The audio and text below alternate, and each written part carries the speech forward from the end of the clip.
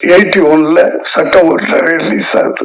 வாசிக்கிட்டே இருக்கேன், படம் பண்ணிக்கிட்டே இருக்கிறேன். 90ல ஒரு சின்ன கேப் விழுந்துச்சு. அத்தனை மொழிகள்லையும் படம் பண்ணிட்டு இருக்கிறேன்.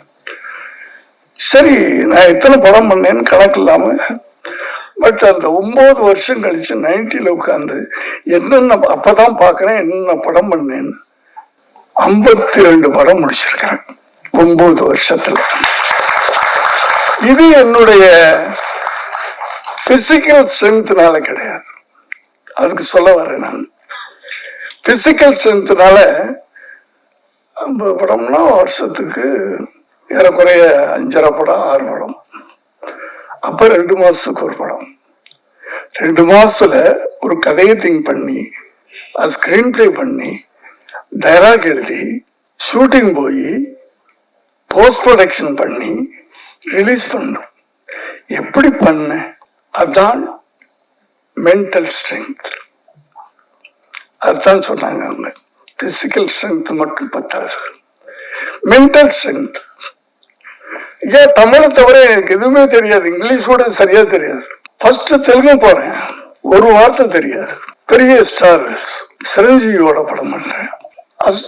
அசோசியேட்ல ஒருத்தர் வச்சுக்கிட்டேன், டைலாக் எனக்கு தெரியாது. திடீர்னு கட்டுன்னு அவர் சொன்னார், அசோசியேட் டைரக்டர் கட்டுனார். நான் எனக்கு ஒரு மாதிரி இருந்துச்சு, நான் டைரக்டர், ஸ்டார்ட் கட்டு நான் சொல்லணும். அவர் கட்டுனார். கூப்பிட்டு மெதுவா, எதுக்கு கட்டு சொல்லல சார், டைலாக் தப்பா இருக்கு. சிரஞ்சீவி சார்ட்ட போய், சார் எனக்கு 2 மாசம் டைம் கொடுங்க கேப் அப்படின்னு கேட்டேன். அவங்க சான்ஸ் கொடுத்துருக்காங்க, முதல் படம். அவர் கால் ஷீட் கொடுத்துருக்காரு.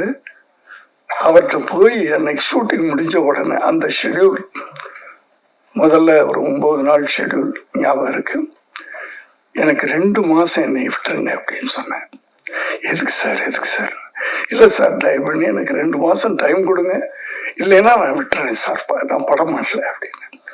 ஒரு டைரக்டர் செட்ல இருக்கும்போது ஒரு அசோசியேட் டைரக்டர் கட் சொல்றான் அப்படின்றது என்னால தாங்க முடியல. நான் எதுக்கு டைரக்டரா இருக்கணும் சார்? 2 மாசம் கழிச்சு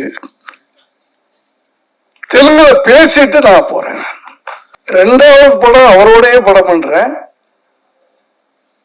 தெலுங்குல நான் அவருக்கு டைலாக் சொல்லி கொடுக்குறேன், அசோசியேட். இது எல்லாம் எதுக்கு சொல்றேன்னா, நான் செல்ஃப் பூஸ்டிங்காக இல்ல, மென்டல் பவர். நம்ம கத்துக்கிறோம்யா. ஏன்னா டைரக்டர்னா அடுத்த லாங்குவேஜ் போறேன்னா கத்துக்கணும்.